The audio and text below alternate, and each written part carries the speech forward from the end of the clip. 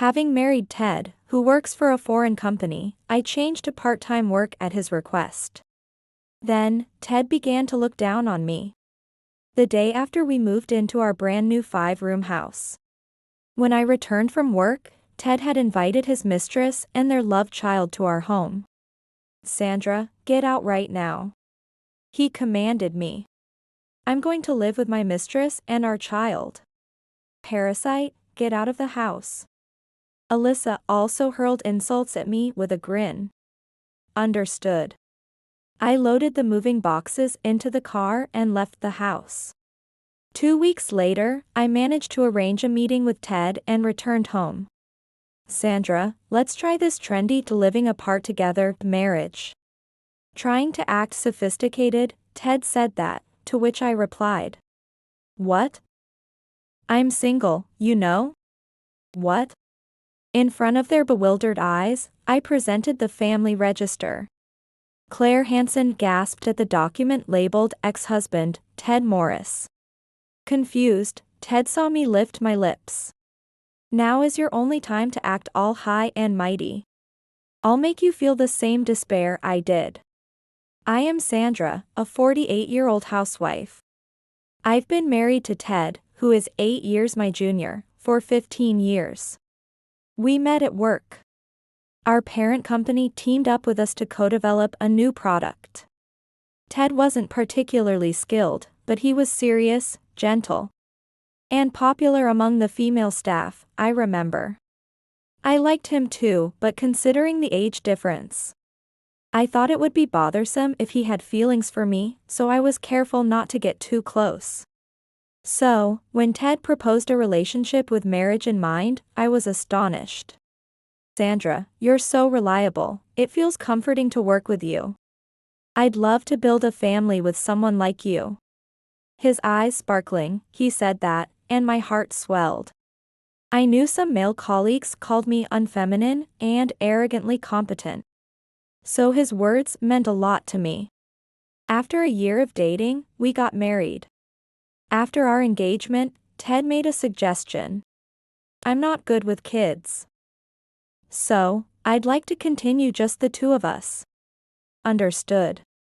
I really wanted children, but being able to marry a man 8 years my junior at 33. I felt fortunate and gave up on the idea. At that time, I had no clue about Ted's hidden side. Both Ted and I worked full-time. We had decent salaries, a so-called power couple. However, Ted naturally left all the household chores to me. It's a common story, but despite deciding to share the chores, Ted easily broke that promise after marriage. He sent a message saying, "I'll be late due to overtime." Rushing home, Ted greeted me with a scowl. "Sorry, I'm late. I'll make dinner right away." "Oh, there's no meatloaf."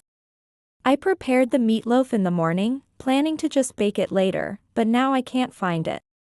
As I rummaged through the fridge, Ted nonchalantly said, "I ate the meatloaf for lunch. See, I took the afternoon off." "What? And the potato soup too? Just make more." "So, how long until it's ready?" I felt defeated.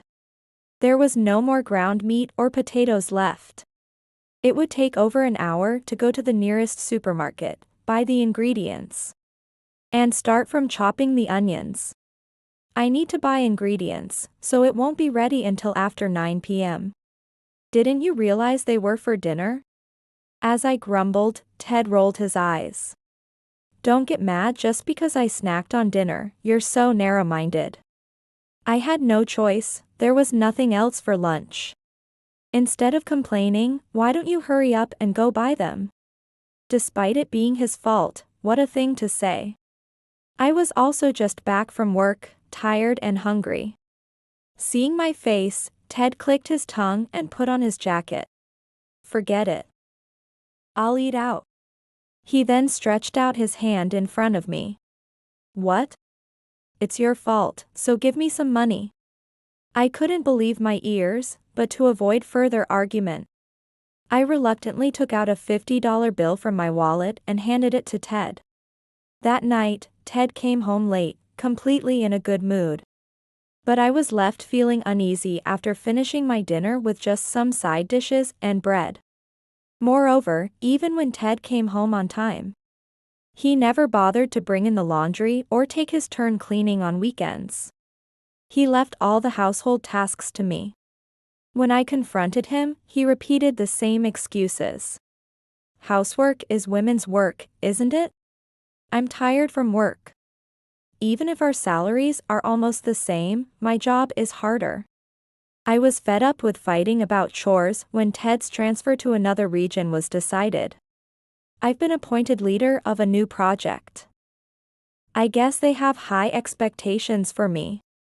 Returning home, he proudly spoke as he changed into his casual clothes. You've been doing more overtime, business trips, and working on holidays recently. But don't overdo it. And try to moderate the after-work drinks with your subordinates. I know. Ted chuckled ruefully. A few days after celebrating his promotion with a homemade meal, Ted spoke to me while I was cleaning up after dinner. Sandra, this is just perfect. Now you can quit your job, can't you? What? To my bewildered reaction, Ted smiled. You're so responsible, I knew you wouldn't quit on your own. Now you can be a full-time housewife. I was at a loss for words. I loved my job and had worked hard since I joined the company as a new graduate. Despite discussing this with Ted before our marriage, I wondered what he had been listening to all this time. We have enough with just my salary, so there's no need for you to work. What, but? See, you've been slacking on the housework lately, right? Women shouldn't be working anyway, just focus on the household. I was speechless. Was he really such an old-fashioned thinker? Although I strongly wished to continue working, I was hesitant to make Ted move alone due to work the year after our marriage. Reluctantly, I quit my job and moved with Ted to the countryside. I hated arguing over housework. But after persistently negotiating because I wanted to work, Ted finally relented. All right, I'll allow you to work part-time. But from now on, I will manage the finances. Ted said with a resigned look. I'll take care of your salary. I'll allocate funds for savings and living expenses. And from what's left, I'll give you some spending money. You know, I often have meals and drinks with my colleagues and subordinates. So I need some disposable income. Yes, that's fine. Over the years, Ted was transferred every few years. His work involved advising regional branches and helping out at busy locations. Since my part-time job was with a nationwide supermarket chain, I was able to continue working at stores near our new locations. Even though it was part-time, I continued the same job for over 10 years, gradually accumulating experience. Even as my work schedule changed and I had more time to manage household tasks properly, Ted continued to find fault. When he was in a bad mood, he'd nag about a tiny speck of dust in the corner of the hallway or a slight stain on the stove. My mother, even when sick with a high fever, managed to do the housework perfectly. Why can't you? He criticized me by comparing me to his stay-at-home mother. The thought of a family forcing a sick person to do housework was terrifying, especially with a domineering father-in-law and a submissive mother-in-law likely being that way. I'm cooking after half a day of physical work.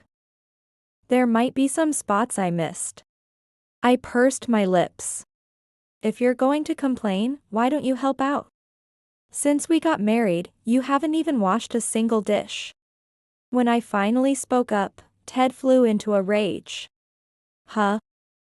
You want me, who works at a foreign company, to do housework? I'm way more tired than you. I shrank back at Ted's shouting. You just have an easy part-time job. I, a graduate of a prestigious university, am doing work that supports the country's future. You, with your third-rate university degree, have no right to complain. The university you attended doesn't matter. Shut up. Who do you think allows you to live comfortably in this house? If you have complaints, we can get divorced right now. Waving a divorce paper he somehow obtained, he glared at me. After our argument, Ted isolated himself in his room. He ate his meals there and ignored my attempts to speak to him. He wouldn't even look at me for a while. 2 days later, while I was preparing breakfast, Ted, still in his pajamas, came downstairs to the kitchen and hugged me from behind. I'm sorry about the other day, I went too far. He whispered softly in my ear. I sighed softly. This was always the pattern. After a quarrel, Ted would eventually come to me with a different demeanor. Apologetic and gentle. I rely on you too much because you're older. I lashed out because my boss was mean to me. I'm really sorry. Hearing his remorseful voice made it hard to stay angry. No, it's okay. I'll try to do better with the housework. You're doing enough, Sandra. Thank you for everything. His sweet words made me forgive him again. In the end, I loved Ted. Ted is tired from work. He's really a kind person. Complaining to me is just a sign that he feels comfortable with me.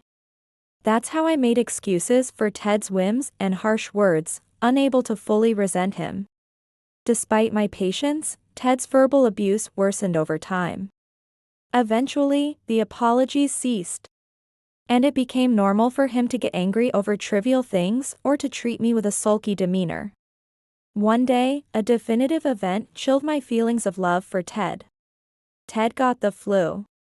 Since we lived on one floor of a company housing complex, it was difficult to separate our living spaces as if we were in a 2-story house. I moved a blanket to the living room to at least sleep separately. While caring for Ted with offerings of soup and sports drinks, he seemed displeased. You're sleeping in another room while your husband is bedridden with illness? Are you even a wife? He snapped at me with a raspy voice. I'm sorry. But you know, I have work. It would be serious if I caught it too. Feeling guilty, I replied, and Ted's eyes widened with anger. You cold woman. What's more important to you, me or your job? Work is important too. And Ted, you have a slight fever and an appetite, right? My body feels heavy and it's tough. It's a wife's duty to nurse me without a break.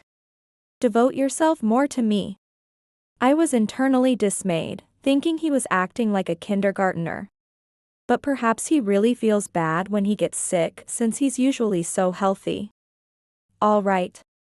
Feeling unable to refuse a sick person's request, I returned the blanket to Ted's side and nursed him through the night. As expected, Ted recovered and I got infected in return. Then, looking down at me, weak with over 100-degree fever, Ted declared, "Don't infect me. I'm going on a trip with my colleagues." Sandra reminded him, "You mentioned that. Could you buy some sports drinks and soup? I used up all we had for you." Ted Morris scowled annoyingly. "You can do that yourself. I can't go out, I'm under quarantine." "Not my problem. You got it because you can't manage yourself. Deal with it yourself." He left for his trip cheerfully, throwing these words behind. As the door closed, I lay in my blanket, tears welling up. Was he always this cold-hearted? He was so kind when we were dating. The pain in my body and the high fever clouded my mind. I was thirsty too, but I had to conserve the last bottle of water by my pillow. I felt my lingering affection for Ted cooling rapidly, somehow managing not to dehydrate. I recovered from the flu and set my long-considered plan into motion. Since our marriage, I had moved with Ted to company housing wherever he was transferred. But I had run out of patience with him. Once he received his next transfer order, I planned to stay put. Currently, Ted had returned to the main office where we were first married. In the neighboring town, I had land that was left to me by my deceased parents. I decided to build a spacious single-family house there, a dream I had long harbored. When I discussed it with Ted, his eyes widened in surprise, then lit up. A new 5-room house, huh? That's cool. Can I do the interior and layout however I like? Oh, of course. Wow, a courtyard with parking for 3 cars. Ted seemed excited as if it was his own project. It had been a while since I saw him smile. I was planning a guest room with a wide veranda, a walk-in closet, and even a home theater room, and it just kept getting bigger. That sounds like a nice house. They would love it too. Huh? No, nothing. He chuckled and shrugged his shoulders. Half a year later, the house was completed, and after various procedures, we moved out of the company housing. I took the day off only on the moving day due to staff shortages at my job. And the next day, I left Ted, who had taken a day off, to unpack while I went to work. When I returned, I saw an unfamiliar pink car in the new driveway. Feeling a bad premonition, I hurried to the front door. Opening it, I found Ted's leather shoes next to yellow sneakers and leopard print pumps scattered around. From the end of the hallway, I could hear Ted's cheerful voice. A young girl's voice still with childish tones, and a young woman's voice. Alyssa, do you like my house? Of course, Daddy. I can brag about this to everyone. You really work at a big company. What about you, Claire? It's more amazing than I imagined. It's like a dream to live in a house like this. Her voice was high-pitched and excited. You always promised we'd live together once you came back here. It was worth waiting and trusting you. I told you I'd call you over. Ted confidently spoke. But, are you sure it's okay to kick your wife out? What if she sues? It could be messy. It's fine. She's head over heels for me. If I hint at divorce, she'll hand over the house in no time. Ted boasted. I married that plain old woman as a favor. I've let her have a good life for long enough. I felt my cheeks flush with heat. Ted thought of me that way. Dad, why did you marry someone 8 years older? You're handsome, you could have anyone. Alyssa curiously asked. It was for the money, obviously. Ted said with a laugh. She had a lot of savings. Always brought her own lunch. So she seemed good at housekeeping. She's not popular, so she'd do anything for a kind word. So she's basically like a maid. But now, she's clinging to Ted's income to survive, huh? Poor thing. Claire laughed crudely. Claire doesn't want marriage. It's easier for me to have affairs. You can't enjoy the thrill of sneaking around if you're married. Makes sense. The 3 of them laughed uproariously. When I appeared, the laughter stopped, but Ted immediately yelled. Sandra, get out right now. He ordered me arrogantly. I'm going to live with my mistress and our love child. I looked at Ted's mean smirk, Claire's triumphant face, and Alyssa in turn. Seeing Claire's face made me feel like my insides were boiling. She was a university student who had worked part-time at Ted's company. There had been rumors, but I believed him when he denied them. It turns out I was betrayed after all. Parasite, get out of the house. Alyssa spread a mocking smile across her face. It took me some time to grasp what was happening. Ah. I see. I was about to have the house I built taken over by my husband, his mistress, and their love child. I didn't care about anything anymore. I couldn't muster the energy to argue and muttered weakly. Understood. I stepped outside, opened the back door of the car, and loaded it with moving boxes. I'll come back for the rest of my things later. With that, I left the house. Driving aimlessly, tears streamed down my cheeks. Realizing I couldn't drive properly in this state, I pulled over to the shoulder of a main road. Burying my face in my hands as I hugged the steering wheel, tears flowed freely. My heart felt like it was being torn apart by frustration and misery. Though my feelings had faded, I had believed I married him because I loved him. There were signs of infidelity, but I never imagined that right after our marriage. He was already involved with someone and even had a hidden child. After sobbing for a while, I was overcome with a storm-like rage. Any lingering affection had now completely disappeared. Clenching my back teeth and trembling with anger, I vowed, "Ted, prepare yourself. You've trampled over my feelings. Enjoy your time now while you can." After securing a lease at a temporary apartment, I moved my boxes there and then sent Ted a message. "I want to discuss our future. I'll bring the divorce papers then." Ted quickly replied, "I have no intention of divorcing. It would affect my career. Besides, you'd want to boast about having a husband who works at a large corporation. Wouldn't you?" "Oh, you don't have any friends, do you?" Angered, I replied, "I didn't marry you for your job title." "Huh. I don't care, but no divorce. I just want to live in that house with Claire and Alyssa." After creating a mistress and a hidden child, how shameless could he be? It seemed the only option was to hire a lawyer skilled in divorce cases and take this to negotiations. Thinking of getting advice from a former colleague, Jennifer, who had experienced divorce, I arranged to meet her after work. The next day, while waiting in a cafe near my office, Jennifer appeared. I apologized as soon as she arrived. "Sorry for bothering you when you're busy. I just needed to talk in person." "No problem. I wanted to see you too. Have you been okay?" I hesitated, and Jennifer's expression darkened. "Is it something about Ted?" "Actually." After I explained everything, Jennifer was visibly angry. "That guy looks nice, but he's a good-for-nothing. I trusted him because he seemed decent at his job and had a nice demeanor." Then, Jennifer realized something. "Wait, Claire Hansen? Wasn't she the girl from the rumors? She was an intern at 20, right?" He denied anything was going on with her back then. I lowered my voice.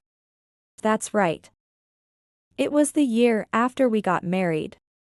Ted had an affair with her and even fathered a child, and they've been involved ever since. I can't believe it. What a lowlife." Jennifer's face turned red with rage. "Now you should get a hefty compensation and make him regret what he's done to you." "No, that's too mild, isn't it? Regardless, he must deeply regret betraying you. You often hear about men buying apartments for their mistresses. But inviting them to live in the house and kicking out his wife is insane. And yet he doesn't want a divorce, it's too selfish." Jennifer nodded in agreement. "He's turning 40 this year, right? Is he a section chief now? He could be a department head in a few years. Just imagining a man who wrecked his family, now commanding subordinates and acting arrogant at work, made me nauseous." "Sandra, you're not just going to watch, are you?" I shook my head. "Absolutely not. I won't just cry myself to sleep after being treated like this. First, we'll need a background check." Looking me in the eye, Jennifer offered, "I'll refer you to the private investigator I used. They're pricey but reliable. The lawyer I hired is great for infidelity cases, too." "Yes, please. I've been looking but nothing seemed right." As I finished my coffee, Jennifer reassured me. "I'm here anytime you need to talk. Don't hesitate to reach out." "Understood. Thank you." Grateful, I decided to call the recommended private investigator right away. A month later, once I had the results of the investigation, I contacted Ted again and told him I'd be coming to the house. Arriving around noon, I was greeted at the entrance by Claire and Alyssa as if nothing was amiss. Entering the living room, I saw a tacky gold-plated shelf that clashed with the Scandinavian decor and a cheap-looking sofa set that took up too much space. Claire addressed me in a contrived tone. "It's the first time we have you over, Mrs. Morris." Alyssa baked cookies as a welcome gesture. "Please, have some." "Cookies? Could they be poisoned?" Watching Claire and Alyssa smirk, I couldn't help but suspect it. "Surely, you wouldn't be so mean as to refuse cookies made by a child, would you?" "Of course not." "I'll have some." Reluctantly, I took a seat on the sofa I was shown to. Ted was eagerly watching Claire and Alyssa as they entertained me. As I felt dismayed by the drastic changes made to the interior I designed. Coffee and cookies were served. "Here you go, Parasi. I mean, Dad's wife." "Thank you. I'll have some." I forced a smile and picked up a cookie to eat. As I tried to bite into it, it was so hard I thought my jaw might dislocate. "Sandra, Alyssa's cookies are crunchy like hard candy, right? Delicious, aren't they?" With a dopey smile, Ted spoke to me. "She dreams of being a pastry chef. She's got a bright future ahead." "Dad, you're embarrassing me." "Stop it." From the outside, it looked like a sweet father-daughter interaction. But it made me incredibly angry. Despite claiming to dislike children and refusing to have a family life with me, he had gone ahead and fathered a daughter with his mistress. What was I to him all this time? The thought was unbearable. "So, what brings you here today?" "I came here to discuss our divorce, obviously." As I responded sharply, Claire twisted around. "Please don't misunderstand, Mrs. Morris. I have no intention of marrying Ted." She leaned against Ted and cooed in a sugary voice. "Divorce would affect his career advancement, right? I wouldn't want to trouble the man I love." Claire really gets me. Ted then smiled warmly at her. "So, Sandra, how about we try this modern trend of living apart? It might be tough living alone on your meager salary, but, well, you'll manage. Right, Mrs. Morris? You're like a parasite. Without Dad's money, you'd be lost. But Dad loves only our mom and me, so it can't be helped." At Alyssa's words, Claire grinned. "It's your fault for being disposable. Better luck next time." The three of them laughed heartily as I coolly informed them. "What? I'm single, though." "What?" In front of a bewildered Ted, Claire, and Alyssa, I presented the family register. The document listed ex-husband, Ted Morris, made the three gasp. "Hey, what's this all about?" "You handed this to me, Ted." "And how thoughtful, it was already signed," I said in a cold voice. "Remember, during our last fight, you threatened me. If I couldn't obey you, you said you'd divorce me, right?" "Huh? Did I say that?" Ted's face twitched. "When I was moving, I found it in the chest in the bedroom. So, I submitted it to the office." As Ted's face grew redder, he began to shout. "You can't just do whatever you want. What if I can't get promoted because of this?" "Exactly. It's your responsibility to fix this."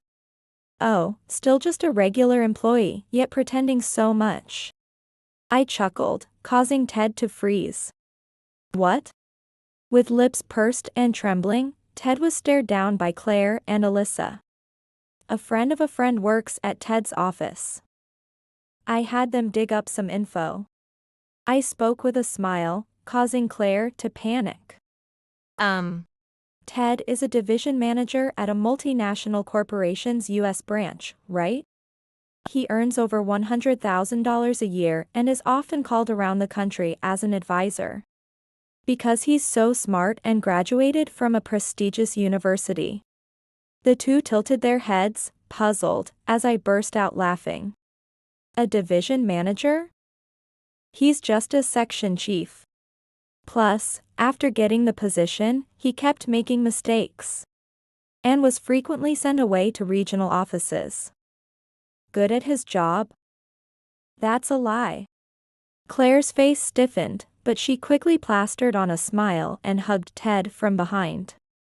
Oh Ted, you're so modest. You think I'd leave you over something like that? There, Ted. You have a kind mistress. Maybe it's time to come clean? I cheerfully suggested as Ted kept his eyes fixed on the table, staying silent. If you won't tell, I'll expose it for you. I took out photos and investigation reports from my bag, laying them out on the table.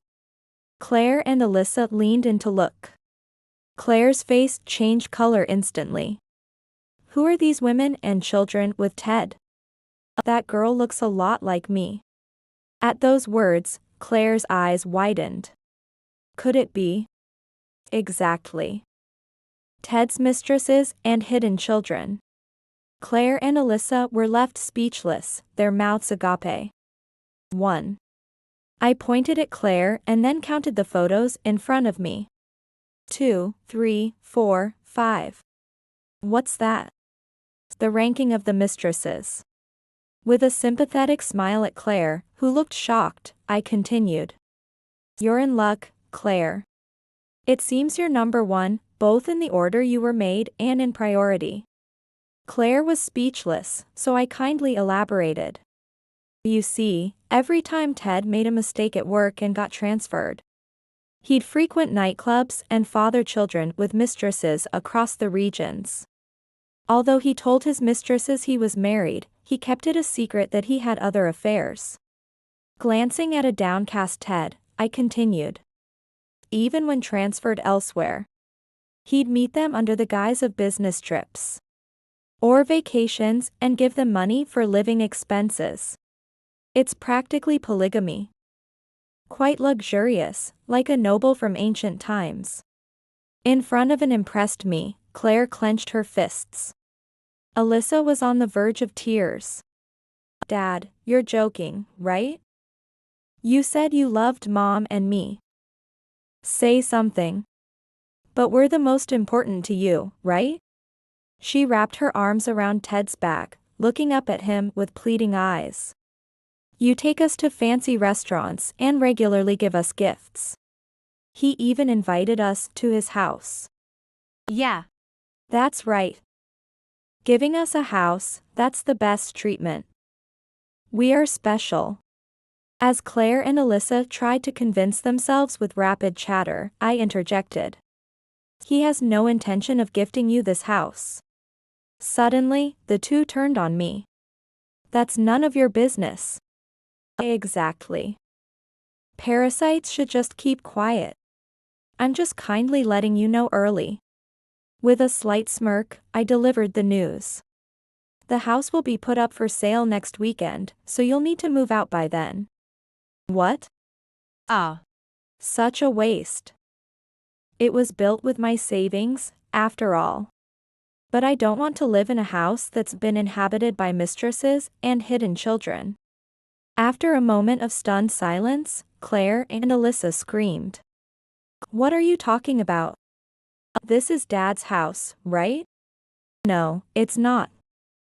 It's built on land I inherited from my parents, and I own the house. After the divorce, I plan to live here alone.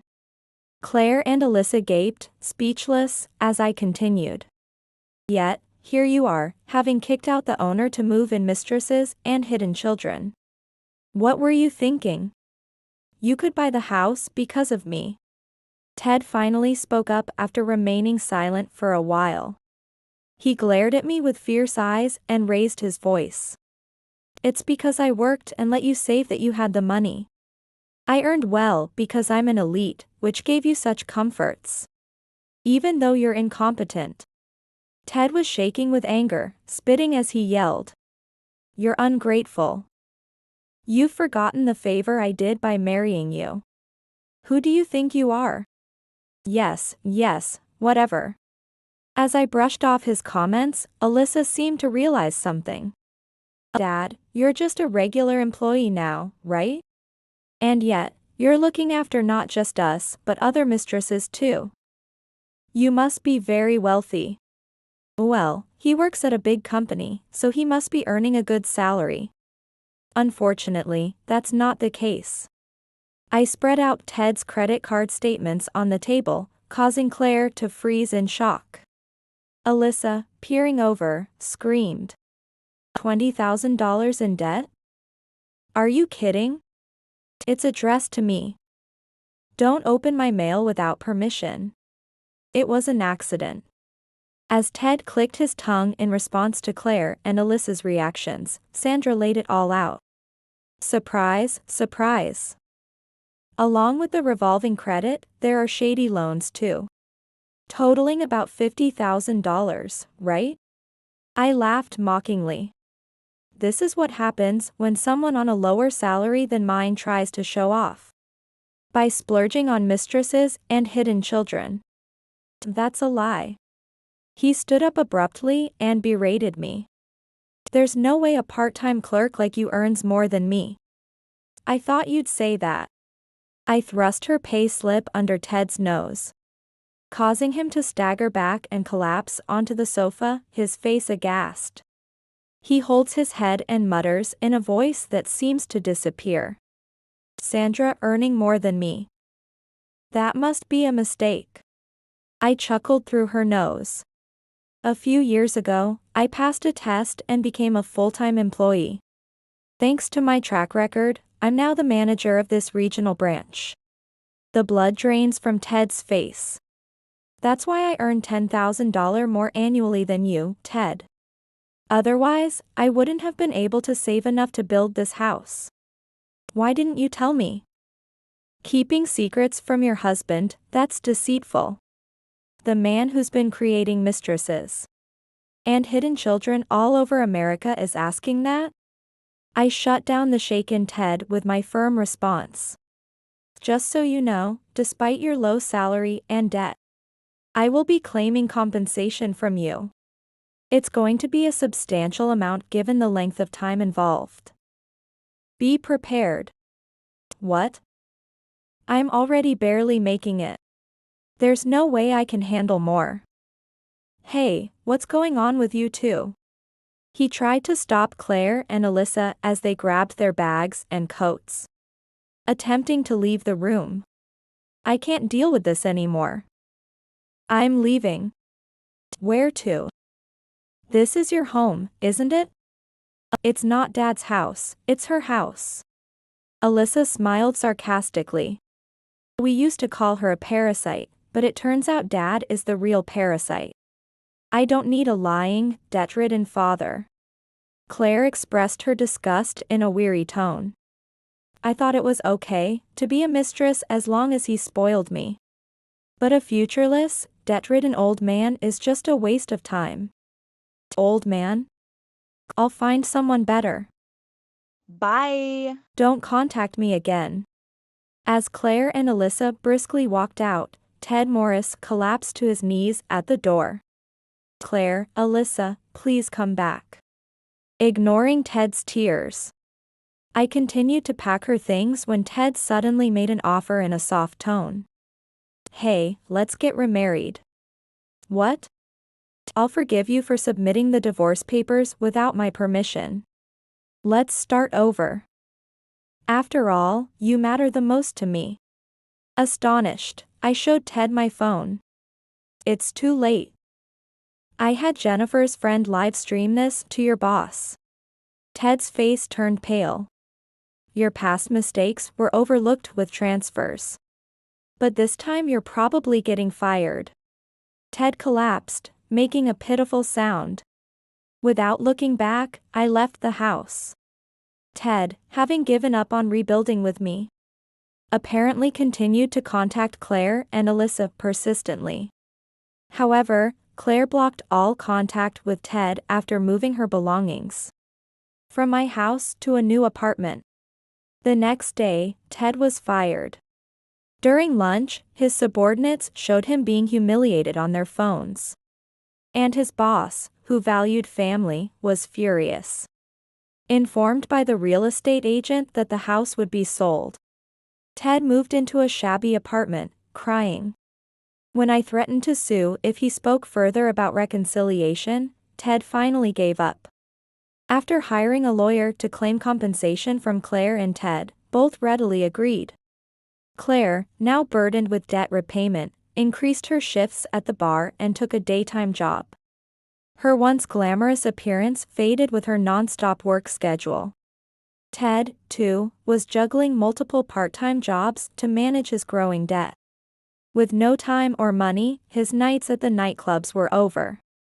With the money from the house sale and the compensation, I moved into a high-rise luxury apartment. Though it was sad to let go of the meticulously designed house, my new, simple, and functional apartment suited me well. I enjoyed the nighttime view from my large windows. Now free from being forced to do all the housework, I switched to full-time work. From now on, I plan to fully enjoy my life, indulging in movies and travel, making up for the times I had restrained myself.